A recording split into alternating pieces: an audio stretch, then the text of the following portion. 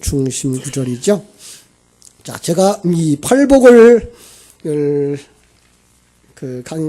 설교하면서 문장을 바꿔 읽자 그랬죠. 첫 번째가 뭘부터 읽자고요? 복 있는 자들이여 라고 말했습니다. 복 있는 자들이여. 여러분, 오늘 찬양대에 찬양을 들으면서 마음에 조금 껄찍하지 않았어요? 아직도 감이 안 잡히시죠? 왜냐하면 복 주세요. 내가 복 있는 사람 되게 해주세요. 그랬어요. 그런 사람들 아직 있어요? 어떤 복 주실까요? 하나님이? 하나님의 생명과 하나님의 능력, 권세, 하나님의 속성. 여러분들은 이미 받은 자예요? 받을 자예요? 네, 받은 자입니다. 네.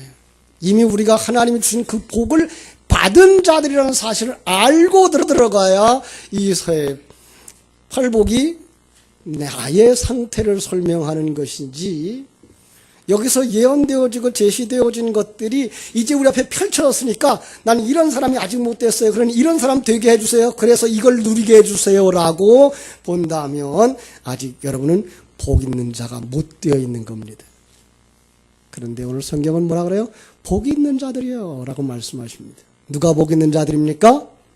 하나님의 자녀들, 거듭난 자들, 신령한 귀가 열리고 신령한 눈이 열린 자들, 바로 거듭난 성도 여러분들이 복 있는 자입니다. 옆에 있는 분에게 확실하게 말해 주십시다.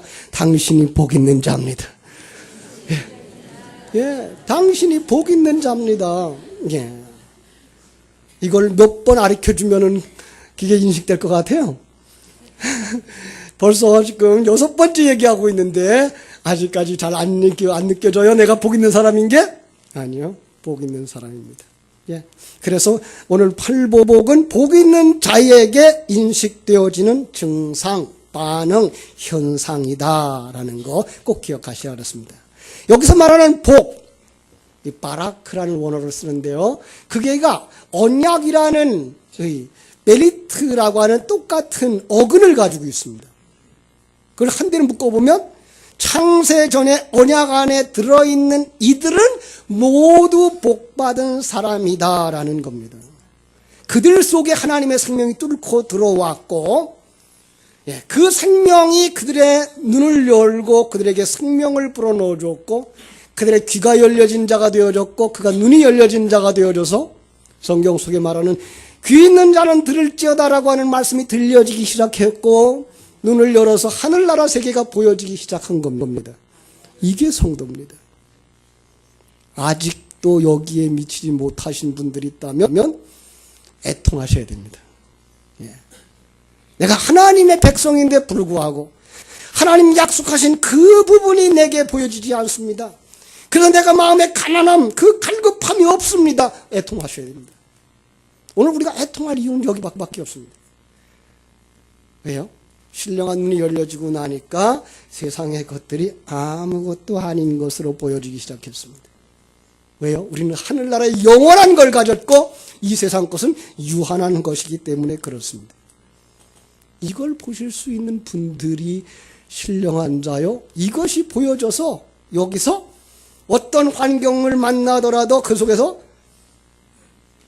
온유한 삶을 사는, 흔들림이 없는 강하고 담대한 자의 삶을 사는 자들, 그들이 복 있는 자라고 말씀을 했습니다. 오늘 말씀에도 보면 여기 마음이라는 말이 있어요. 이 카르디아 혹은 칼디아 이렇게 읽는데요. 심장이란 말이고요. 생명의 중심이란 말이에요. 성경이 말하는 이 마음은 생명과 직결되어져 있는 것이란 뜻이죠. 근데 사무서 4장 23절에 보면 이런 말씀이 있습니다. 생명의 근원이 마음에서 난다. 에레미야서 11장 20절에서는 사람의 마음을 감찰하시는 만군의 여호와. 하나님이 뭘 감찰해요? 마음을 감찰하신다. 그 말을 다 바꿔놓고 읽을게요.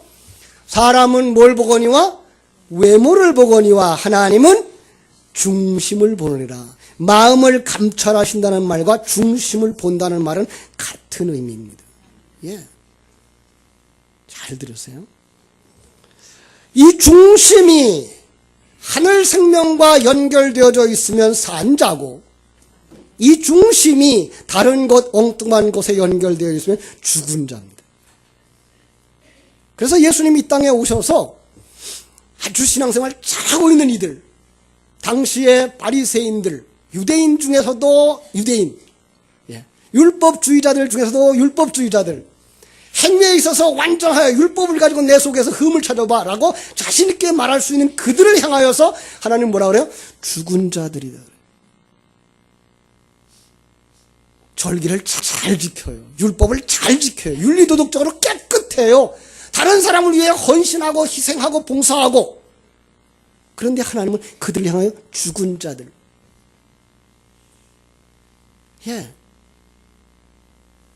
그래서 에베소 2장 1절은 뭐라고 말하죠? 죽었던 너희를 살렸다라고 말하고 있어요. 여러분, 우리보다 더 바르게 살고 깨끗하게 사는데, 그런데 불구하고 아직도 교회 밖에 있다면, 예수 밖에 있다면, 성경은 그를 가해서 뭐라 그래요? 죽은 자라고 말하고 있는 겁니다. 예레미야서 17장 9절에서는 만물보다 거짓되고 심히 부패한 것이 마음이라고 말하고 있어요. 어떤 사람의 마음일 것 같아요? 타락한 자들의 마음. 그런데 세상의 마음들이 다 어떻다? 의인이 있다 없다? 없다고요. 그럼 모든 마음이 다 부패해 있다고요. 누구 마음까지? 여러분과 내 마음까지. 우리 밖에 사람만 보지 말고 우리는 나를 봐야죠. 자기를 봐야죠. 그런데 거기서 말하는 심히 부패했다의 반대말이 청결함입니다. 그럼 모든 사람이 의인이 아니었어요. 모든 사람이 다 부패했어요. 그런데 지금은 우리가 어떤 사람이 되었다? 청결한 자가 되었다. 여러분, 청결한 자들입니다. 그런데 세상 살다 보면 세상 사람들하고 비교해 볼 때 세상 사람들보다 나은 게 있는 것 같아요? 없는 것 같아요? 가끔 이제 얼굴 빨개지죠. 그죠? 참 부끄럽죠. 어떤 때는 특별히 그 연말 연시에 그 선행을 베푸는 사람들의 모습을 보면 우리는 그들에게 비해서 너무나 하는 게 없어. 좀 부끄러워. 이럴 때가 있죠. 그래서 성경은 세상 것으로 보지 않는다는 거 꼭 기억하십시오.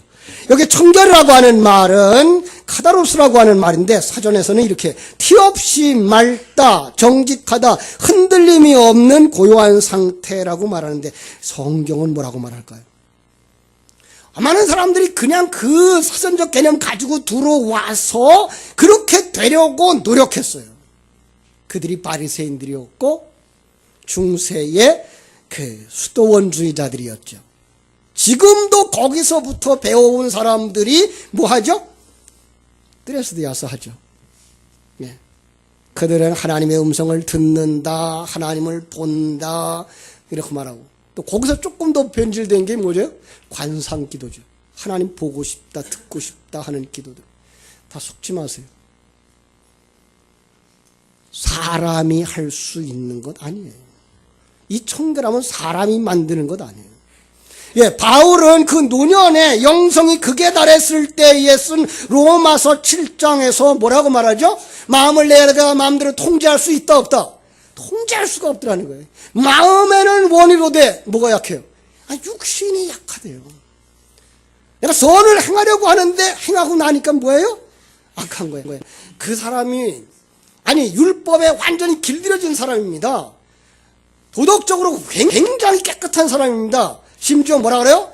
율법을 가지고 봐서 내게 흠 잡아봐. 난 흠이 없어라고 말하는 사람입니다. 그런데 왜 그가 악하다고 말해요? 자기 중심적이더라는 거죠. 하나님 중심적이어야 되는데 불구하고 일은 잘해놓고 이건 내 거 했어, 내가 했어 이러고 올라오더라는 거죠. 나 잘했어 이렇게 올라오더라는 거죠. 이게가 아직도 죄라는 거죠. 그래서 이걸 갖다가 로마서 7장 24절은 뭐라고 탄식하죠? 오호라 나는 곤고한 사람이로다. 누가 이 사망의 몸에서 나를 건져내랴. 자기는 봤어요. 자기 속에 있는 사망의 몸, 죽은 자를 봤어요. 방금 얘기했어요. 죽은 자는 어떤 자예요? 하나님의 관점을 생각지 아니하고 자기 중심적인 것을 생각하는 자. 내 속에 그게 있더라는 거예요. 노사도 속에.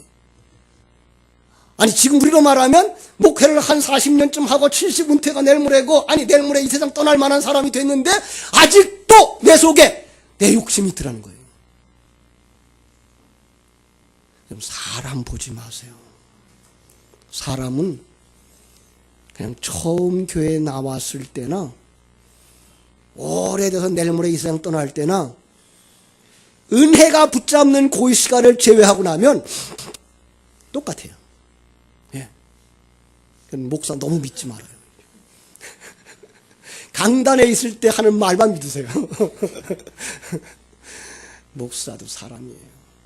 예. 그래서 더 눈물 흘려요. 누구예요? 바울 사도가 얼마나 탄식했겠어요. 그 자기 모습 보면서 내가 이렇게 많이 연단을 받고 고난을 받고 내가 이만큼 주를 위해서 살아왔으면 이제 내가 좀 이만큼 나아질겠거니라고 생각하는데 어느 순간 그래서 내가 잘났어가 또 나오더라는 거죠. 예. 그렇다면 하나님은 이러한 우리를 어떻게 정결하게 만드셔요? 예. 하나님의 복을 부어서. 예. 이 속에 공기가 가득 찼어요. 그죠? 내 모습이에요. 공기를 빼내려야 돼요. 공기가 옛사람인데 공기를 빼내려면 어떻게 해야 돼요? 여기에 복을 부어야 돼요. 생수를 부어야 돼요. 가득 채워줘야 돼요. 그런데 안 채워주면 나는 여전히 공기로 차있는, 옛사람으로 차있는 나의 모습을 보는 거죠. 그죠? 자, 그래서 그 팔복의 증상들은 이 하나님의 복을 받은 자들의 모습, 거듭난 자의 모습, 새로운 피조물 속에 드러나는 하나님의 것, 이것이 바로 청결함이에요. 자, 한번 성경 속 청결함으로 우리 들어가 보겠습니다. 성경 속 청결함. 여러분, 잘 차려놓은 밥상, 거기에 애기 기저귀가 올라와 있어요. 그걸 부정이라 그러죠. 그걸 불결이라 그러죠. 그죠? 그런데 그것만 치우면 그건 아주 정갈한 음식이죠. 그죠? 우리 정갈한 음식엔 그런 거 잘 안 들어가죠. 뭐가 들어가죠? 날아가다가 떨어진 게가 들어가죠. 그죠? 그게 안 들어가 있어야지 정갈한 음식인데 그게 들어가 있으면 이건 불결한 음식이에요. 그게 없어진 것. 그래서 정말 그 음식만 가지런히 있는 것, 이걸 말할 때 청결이라고 말하는 거예요. 그럼 요거 잘 만들어진 이 밥이, 우리 집사람 좋아하는 짜장면이 화장실에 퍽 엎어져서 그걸 갖다 뭐라 그래요? 불결이라 그러는 거예요. 이게 있어야 할 그릇 안에 있으면 이게 청결인데, 예, 이게 정결인데 이게 있어야 할지 말아야 될 곳에 떨어지면 이게 부정한 거예요. 그러면 거기에서 화장실에서 그릇을 갖고 짜장면을 싹 치워버리면 그 비록 화장실이지만 그게 뭐예요? 그게 청결이에요. 예. 그러니까 다시 말하면 그 색깔로 비교하자고요. 색깔이 하얀색 그대로 있으면 청결. 요즘은 이제 까만 판에다 그림도 잘 그려요. 그죠? 그럼 까만 판도 청결. 근데 거기에 뭐가 붙었어. 밥펄이 붙었어. 그건 불결. 흰 바탕에 검은 색깔 얼룩이 붙으면 그걸 갖다 불결이라고 말하는. 그러면 단색, 그걸 갖다가 청결이라고 말하는 거고, 있어야 할 자리에 있는 걸 청결이라고 말하는 거예요. 두 가지 의미예요. 예. 그래서 이 청결이라고 말하는 카다로스는 영어로 클린이 아니고 푸어예요. 예. 깨끗하다라고 하는 클린이 아니고 뭐예요? 있어야 할 자리, 제자리에 있는 것, 이게 청결이에요. 하나의 색깔을 가지고 있는 것, 이게 청결이에요. 잘 생각하세요. 그럼 거기다 대해서 불결은, 그럼 성경을 말하는 불결은 뭘까요? 마음이 있어야 할 곳에 있지 않은 것, 여러 색깔로 존재하는 것. 여러 색깔로 존재하는 걸 갖다 성경은 두 마음이라고 표현을 하고 있어요. 예. 한번 야고보서 4장 6절로 8절을 보십시다. 야고보서 4장 6절로 8절. 그러나 더욱 큰 은혜를 주시나니 그러므로 일러스되 하나님이 교만한 자를 물리치시고 겸손한 자에게 은혜를 주신다 하였느니라. 그런즉 너희는 하나님께 순복할지어다. 마귀를 대적하라. 그리하면 너희를 피하리라. 하나님을 가까이 하라. 그리하면 너희를 가까이 하시리라. 죄인들아 손을 깨끗이 하라. 두 마음을 품은 자들아 마음을 성결케 하라. 마지막 구절 병렬로 보세요. 뭐라 그랬어요? 죄인들아, 어떤 사람이 죄인이에요? 두 마음을 품은 자들. 예. 손을 깨끗이 하라. 어떤가요? 마음을 성결케 하라. 이거예요. 그래 놓고 9절 10절 말합니다. 슬퍼하며 애통하며 울지어다. 너의 웃음을 애통으로 너의 즐거움을 근심으로 바꿀지니라. 주 앞에서 낮추라. 그러면 주께서 너를 높이시리라. 여기도 속지 마세요. 겸손해지리라. 그러면은 너희가 하나님께서 높여주리라가 아니고 너를 부인해라. 그리하면 하나님이 너를 살리리라. 청결한 마음, 한 마음, 한 생각, 하나. 하나님과 하나. 하나님 따로 나 따로 있으면 이것도 부정, 불결. 하나님과 내가 연합되어져 하나 되어져 있는 것. 하나님을 향한 하나님에 의한 마음. 예. 그런데 여기서 우리가 참 이해할 수 없는 말이 하나 있죠. 그죠? 슬퍼하며 애통하며 울래요. 우리 보고. 웃음을 애통으로 바꾸고 즐거움을 근심으로 바꾸래요. 세상 사람들은 뭐 찾고 있는데 지금? 즐거움 찾고 있고 웃음 찾고 있는데, 그런데 그걸 갖다가 죄인들의 모습이라고 말하면서 거기서 어디로 이끌어드리라는 거예요? 산상순의 팔복 가운데로 이끌어드리겠다는 거예요. 그게 애통이에요. 여기 두 마음, 하나님을 향하여 집중해야 할 마음, 그게 누구를 향하고 있어요? 나를 향하고 있는 거예요. 그걸 갖다 부정이라고 말하는 거예요.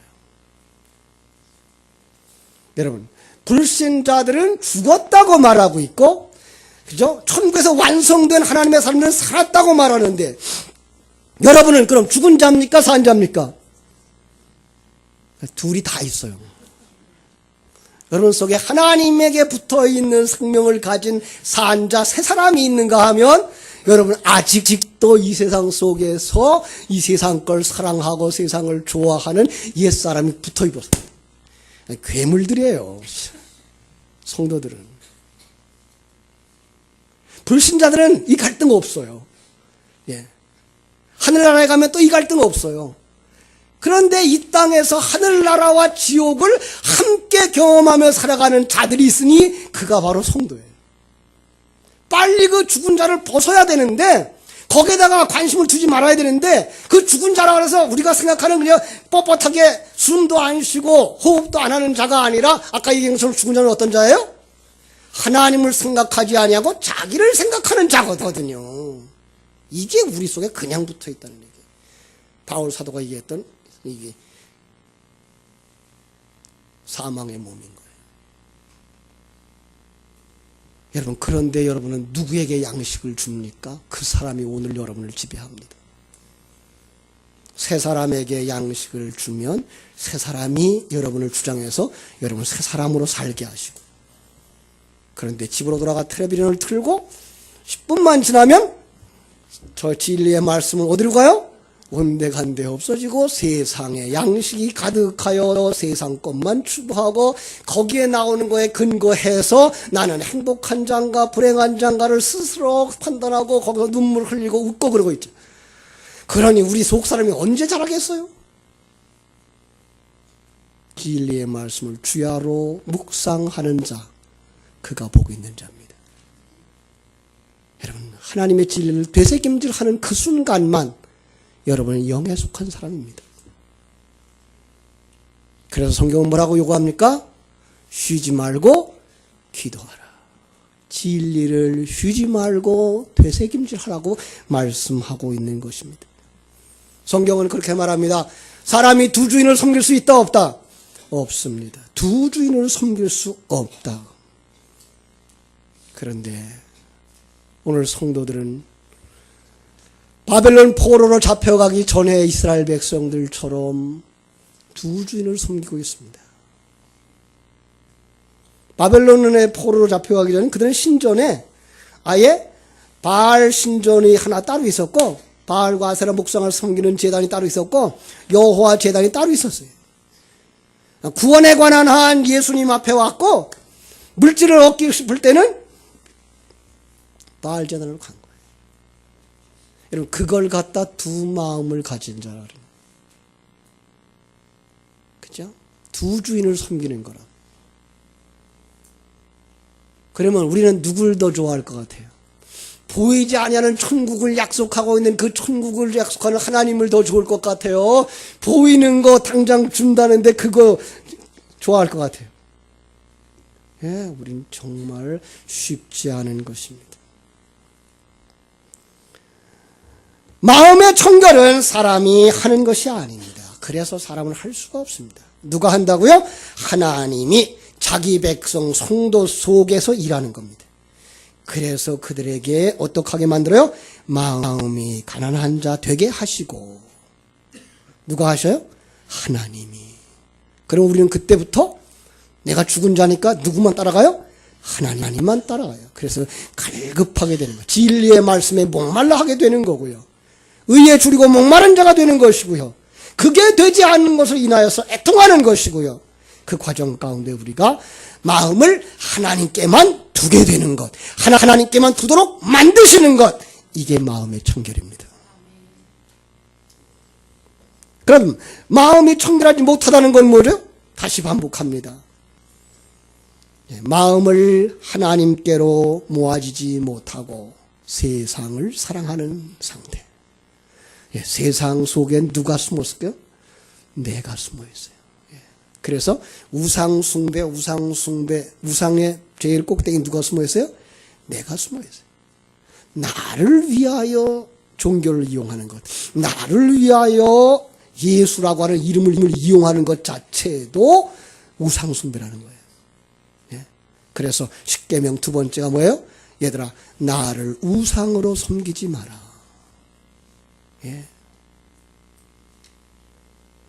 그럼 청결한 마음은 하나님의 믿음에 의해서 영생이란 목적지로 이끌려가면서 자기 자신에 대한 숭배, 자기의 의존, 그걸 하나님에 의해서, 진리의 말씀에 의해서 점점 빼앗기는 과정과 결과. 그렇습니다. 이거 한두 번 들어가도 되지 않아요. 여러분 반복하세요. 반복하세요. 야고보서 1장 5절로 8절을 한번 보죠. 야고보서 1장 5절로 8절. 너희 중에 누구든지 지혜가 부족하거든 모든 사람에게 후히 주시고 꾸리지 아니하신 하나님께 구하라. 그리하면 주시리라. 이거 또 속았죠 우리. 어떻게 생각했죠? 공부 못하는 아들한테다. 야 이놈아 봐라. 네 지혜가 부족하잖아. 하나님께 기도하라 그랬잖아. 그렇게 써먹었잖아요. 아니요. 그 사람이 거짓말을 한 사람입니다. 그것 아니거든요. 잘 들으세요. 그 다음 6절. 오직 믿음으로 구하고 조금도 의심치 마라. 의심하는 자는 마치 바람에 밀려 요동하는 바다 물결 같으니 이런 사람은 무엇이든지 죽게 얻기를 생각하지 말라. 두 마음을 품어 모든 일에 정함이 없는 자로다. 단순히 의심하면서 구하는 것 하나님께서 응답하지 않는다라는 거 아니에요. 믿음 있는 자, 마음이 청결한 자로 부르심을 받은 사람들은 그들이 무엇으로 막 완성됩니까? 성전으로 완성됩니다. 하늘나라 성전, 하나님이 내 안에 내가 하나님 안에 있는 이 성전으로 완성되는 그 과정에 필요한 지혜를 구하게 된다라는 뜻이고 그걸 구하면 주신다는 의미거든요. 성경은 우리에게 세상의 출세 방법을 한 번도 말하지 않아요. 그건 어디에 있어요? 세상 밖에 있어요. 교회 밖에 있어요. 세상 밖에 아니라. 교회 밖에 그런 성공의 비결이 널려 있어요. 그 방법대로 하세요. 그러면 세상에 성공해요. 성경 속에서, 교회 안에서, 목사가 설교하는 내용 속에서는 무엇만 있어야 돼요? 하늘나라만 있어야 돼요. 하나님의 사람으로 만들어져 가는 것만 있어야 돼요. 이 하나님의 사람이 어떻게 세상 속에서 살아가야 될 것인가가 있어야 돼요.